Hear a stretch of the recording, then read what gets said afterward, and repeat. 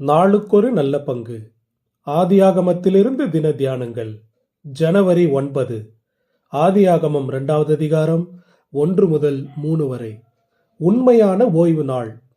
தேவன் தம்முடைய கிரியைகளை எல்லாம் முடித்த பின்பு அதிலே ஓய்ந்திருந்தபடியால் தேவன் 7ஆம் நாளை ஆசீர்வதித்து அதை பரிசுத்தமாக்கினார். வசனம் 3. தேவன் 6 நாட்களில் தம்முடைய படைப்பின் செயல்களை எல்லாம் முடித்துவிட்டு 7ஆம் நாளில் ஓய்ந்திருந்தார். அவர் களைப்பினாலும் சோர்வினாலும் ஓய்ந்திருந்தார் என்று நாம் எண்ணக்கூடாது. அவர் தூங்குவதும் இல்லை, அவர் உறங்குவதும் இல்லை. 6 நாளில் சிருஷ்டிப்பு என்பது பலருக்கு ஐயத்துக்குரியதாகவே இருக்கிறது. ஒரு நாள் என்பது ஒரு நீண்ட கால அளவா அல்லது 24 மணி நேரம் கொண்ட ஒரு நாளா என ஐயம் எழுப்புகின்றனர். தேவனுடைய அளவிடா இயலாத வல்லமையையும் ஞானத்தையும் நாம் ஒப்புக்கொள்வோமாயின், தேவன் இந்த உலகத்தை படைக்க ஏன் 6 நாளை எடுத்துக்கொண்டார்?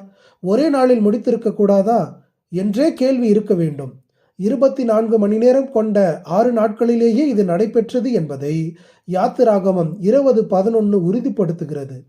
மேலும் அதை ஆசீர்வதித்து பரிசுத்தமாக்கினார் என்பது பிற நாட்களை காட்டிலும் அதை சிறப்பானதாக்கினார் என்பதே பொருளாகும்.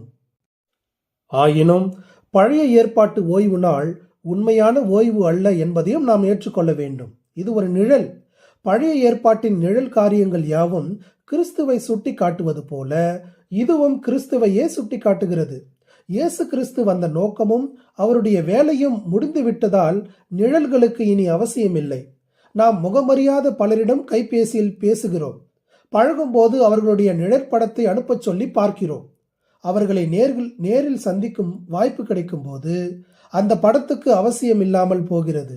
இது போலவே பழைய ஏற்பாட்டின் நிழல் காரியங்களும் கிறிஸ்துவில் எல்லாம் நிறைவேற்றப்பட்டபடியால் நிழலுக்கு வேலை இல்லை.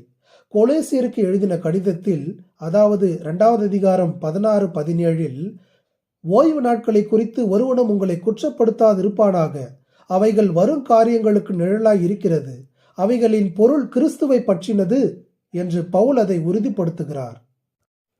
நிழல் ஓய்வு நாள் சிலுவையில் முடிவுற்றது. ஆண்டவர் இயேசு கல்லறையிலிருந்து 3ஆம் நாளில் உயிர்த்தெழுந்தார்.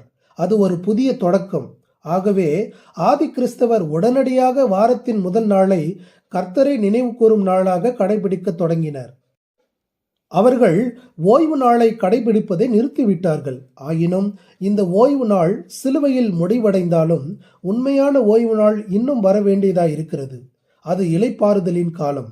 தேவன் தம்முடைய கிரியைகளை முடித்து ஓய்ந்திருந்தது போல தானும் தன் கிரியைகளை முடித்து ஓய்ந்திருப்பான் என்று எபிரேயர் 4வது அதிகாரம் 9-10 சொல்லப்பட்டுள்ளது. மேலும் அன்புக்கும் நற்கிரியைகளுக்கும் நாம் ஏவப்படும்படி ஒருவரை ஒருவர் கவனித்து, சபை கூடி வருதலை சிலர் விட்டுவிடுகிறது போல நாமும் விட்டுவிடாமல் ஒருவருக்கொருவர் புத்தி சொல்ல கடவோம். ஆண்டவரே, வாரத்தின் முதல் நாளில் நிகழ்ந்த உயிர்த்தெழுதலின் மூலமாக எங்களுக்கு ஒரு நித்திய ஓய்வை ஏற்படுத்தி கொடுத்ததற்காக நன்றி.